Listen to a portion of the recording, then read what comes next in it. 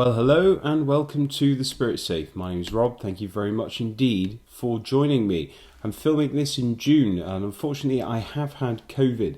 I've now fully recovered and let me assure you I did write my tasting notes on this whiskey before I got COVID, and my smell and taste was not badly affected. Anyway, this time we have a bottle from a bottler that we've not had before, but a distillery we have. It's a Single Cask Nation bottling of Glen, Elgin, aged 10 years.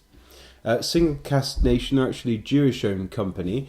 They do go so far as to sell their product during Passover, but they don't apply for a kosher certification for their bottles, so you won't see the kosher seal on the bottle.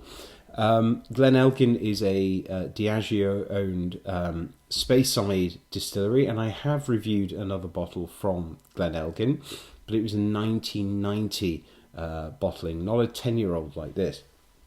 This is a 10-year-old single cask bottling. It's from a single ex-bourbon second fill hogshead.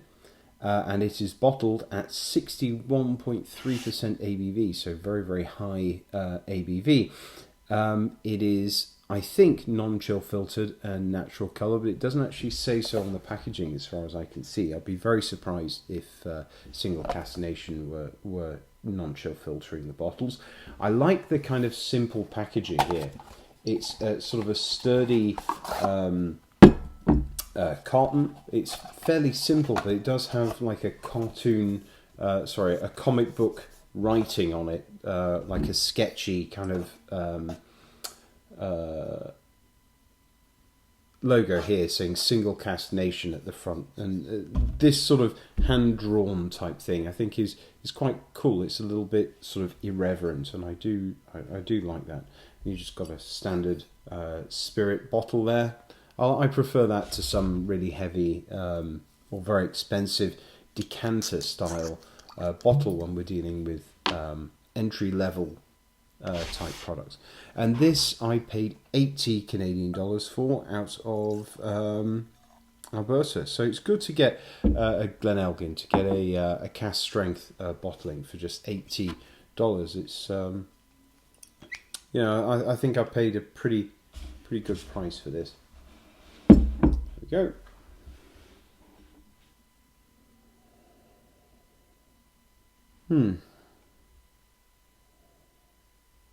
So it does stand out as being spirit led. There is an alcohol note there. It is spirity. There's a little bit of acetone.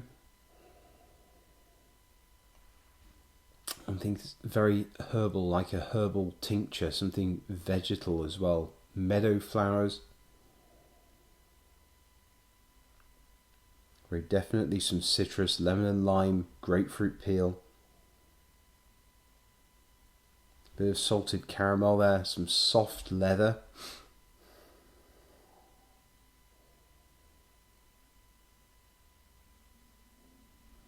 Oak. And maybe at the back of the nostrils there's a little bit of sort of Gorilla Glue or super glue. And that's sort of from the spirit intensity of this. It's very sort of new make led. Some strong Fisherman's Friend lozenges, citrusy mango, green apple, melon, unripe plums, wintergreen,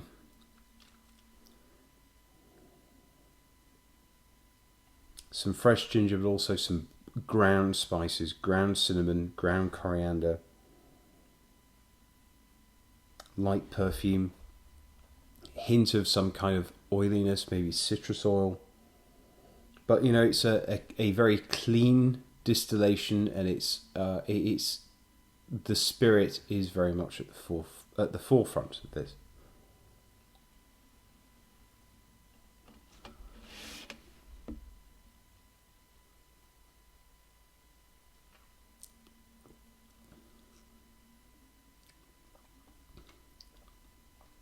The palate, almost 62% ABV. It is spirity on the palate,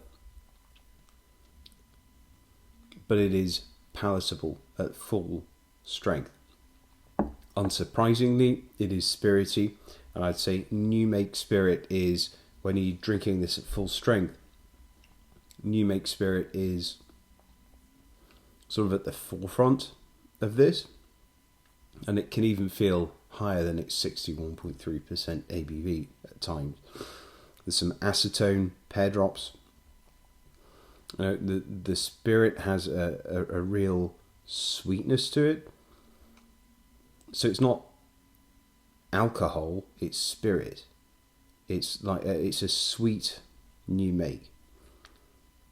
Candy apple, it just sort of bursts with a barley sugar, a sweetness. But also there's a little bit of bitterness there. Pleasant bitterness. Sweet and sour, banana, very definitely some banana. A grain, sort of gristy spirit.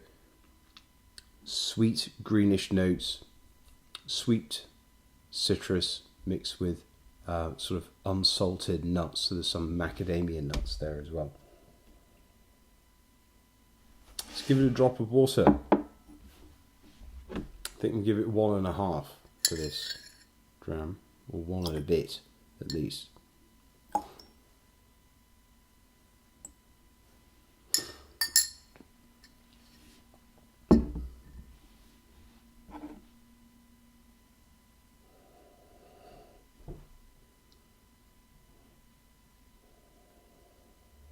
Making up a little bit of butter now. Oranges. Kind of a greenish spruce. Some anise. Bit of spices like cinnamon and maybe even paprika.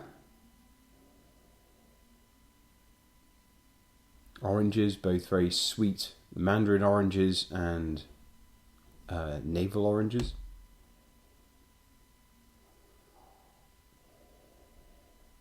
Creme brulee, but still spirit led, right? It's not got a great big sherry cask where you're hunting for the malty notes or the spirity notes. The spirit is at the forefront of this. Orange oil, citronella, and very prominently peach stones. Once you've added some water, you pick up peach stones and mango stones. That is a sign of quality on a malt, I think.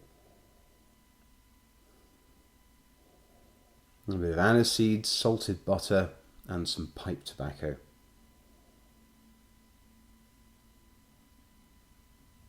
Bit of sour apple, crab apple.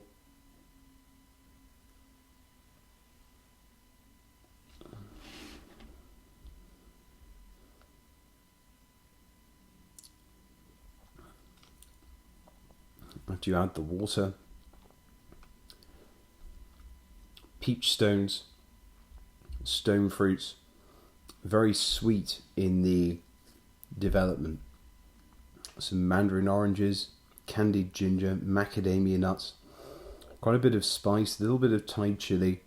New make spirit is still sort of dominating on the palate.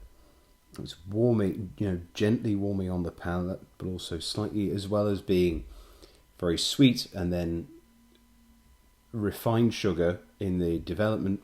As it moves on to the finish, it can be slightly dry and salty as well.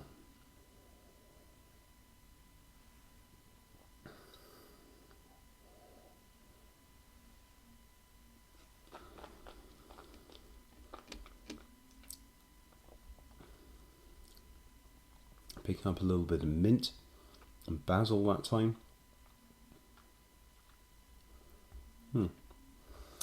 Finish, spirity, oaky, raw cocoa, peach stones, herbal notes, green banana, a slightly bracing bitterness like a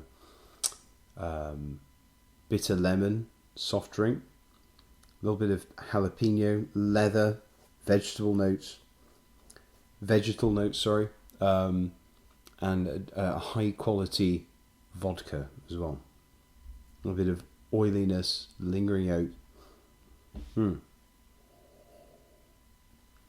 So I think I did really well with this for 80 Canadian. I think this is a great product. I'd be really interested in buying other bottles from Single Cask Nation. It's very clear that this is a spirit-led thing. They're not messing around with wine casks or silly cask finishes. That their thing is to let the spirit speak for itself, and that is absolutely what they do. A good, honest product, a clean distillation. So I have enjoyed this, but really it's better with a drop of water. So encourage you to maybe try this and experiment with a bit of water. But people who enjoy the spirit-led drams, this is probably one for you. Anyway, I hope you've enjoyed the review. Look forward to seeing you again soon. Until then, speak soon. Bye-bye.